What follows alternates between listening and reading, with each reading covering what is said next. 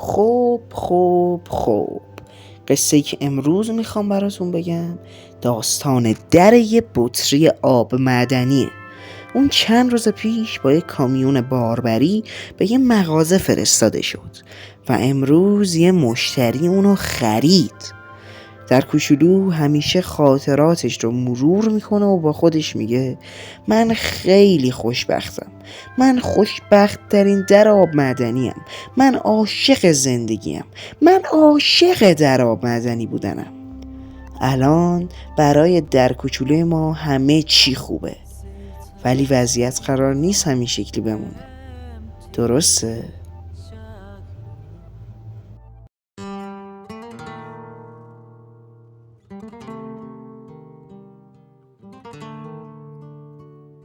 To really love a woman, to understand her, you gotta know her deep inside. Hear every thought, see every dream, and give her wings. سطل آشغال. خب شروع قشنگی برای داستان نیست. در کوچولو فکر نمی کرد آدم تا این حد قدر نشناس باشه. در یک لحظه در کوچولو متوجه حماقت پشت تمام خاطرات خوبش شد و حالا بطری در کوچولو به جای آب پر از نفرته. تنها چیزی که بهش فکر میکنه انتقامه، ولی تنهایی از پسش بر نمیاد. پس رفت سراغ بطری های بزرگ و گفت من در یه بطری آب معدنیم، اومدم پی انتقام. آره کوچیکم ولی کارای بزرگی میکنم و از شما توی اون کارا کمک میخوام. رئیس بطری های بزرگ جواب داد انتقام؟ انتقام از انسان؟ ولی چرا؟ اون ما رو دوست داره. در کوچولو گفت نه، اون فقط بهتون نیاز داره. رئیس بطری‌ها در جواب گفت مدرکی هم داری؟ در کوچولو گفت آره خودم، من از سطل آشغالی که اون منو توش انداخت بیرون اومدم. بطری‌ها بهت زده نگاش کرد.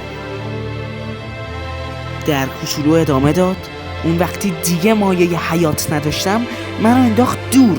قطعاً با شما هم همین کارو میکنه. شاید ما کوچیک و ضعیف باشیم و شاید شکست بخوریم، اما شکست در جنگی برای آزادی بهتر از انتصار برای مرگه. حالا کی با منه؟ تمام بطری‌ها فریاد زدن ما با توییم، ما پیروز میشیم و از اون انسان انتقام میگیریم. حالا قدم بعدیت چیه؟ در کوچولو گفت هویت، ما هویت میخوایم اما نمیدونم چطوری. رئیس بطری‌ها گفت من یکی رو میشناسم که این کارو برامون میکنه. در کوچولو گفت درباره کی صحبت میکنی؟ رئیس بطری‌ها جواب داد ما باید عازم سفری سخت به میز آرایش بشیم تا به ماژیک صحبت کنیم، اون میتونه به ما چهره بده. در کوچولو گفت پس منتظر چی هستی؟ افرادتو جمع کن. رئیس بطری افرادش رو جمع کرد تا با هم به میز آرایش برن. در کوچولو که ما ماژیک رو در رو شد داستان رو برای ماژیک تعریف کرد و گفت که ازش چی میخواد. ماژیک هم در جواب به اون گفت باشه این کار رو برات میکنم، ولی باید قول بدی پیروز میشی. و در قول داد که توی این عملیات پیروز میشه. و بعد ماژیک بهش چهره داد.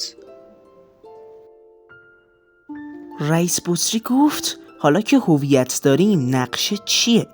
در کوچولو گفت منتظر میمونیم تا بیاد، بعد بهت میگم.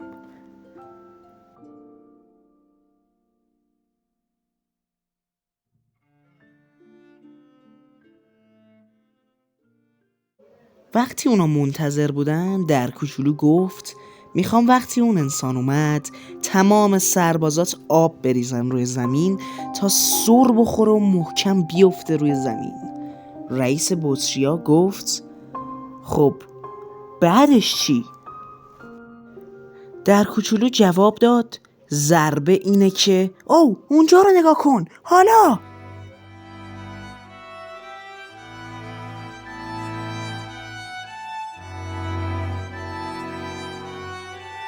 در کوچولو گفت رئیس بطری حالا باید منو پرت کنی سمت سرش. رئیس بطری گفت چی؟ دیوونه شدی؟ ممکنه بمیری. در کوچولو گفت اگه پاشه دیگه شتابمون بهش نمیرسه، بجنب. رئیس بطری گفت نه، باید راه دیگه هم باشه. در کوچولو گفت رئیس راه دیگه ای وجود نداره، ما تا ابد دوست میمونیم، الان باید پرتم کنی، عجله کن. رئیس بطری جواب داد من نمیتونم، یه راه دیگه پیدا میکنی. در کوچولو گفت نه، راه دیگه ای نیست، من این بازی رو شروع کردم، خودم هم تمومش میکنم. رئیس بطری بهت زده نگاش میکرد در حالی که انسان داشت بلند میشد. در کوچولو تو چشماش نگاه کرد و گفت ما همیشه با هم میمونیم. رئیس بطری گفت باید قول بدی که زنده برمیگردی. در کوچولو گفت قول میدم، پرتم کن، یا حالا یا هیچ وقت. رئیس بطری نگاهی به اون کرد و گفت خداحافظ. در کوچولو خوب داستانی که از تو سطل آشغال شروع شد حالا به آسمان ها ختم میشه. داستان در کوچولویی که به انتقام رفت، پیش بطری‌های بزرگ رفت و هویت پیدا کرد و الان آیا شتاب به سر انسان میرسه؟ خودتون ببینید. خب نرسید، اونا شکست خورد و حالا رئیس بطری باید برای آزادی و انتقام دوستش بجنگه.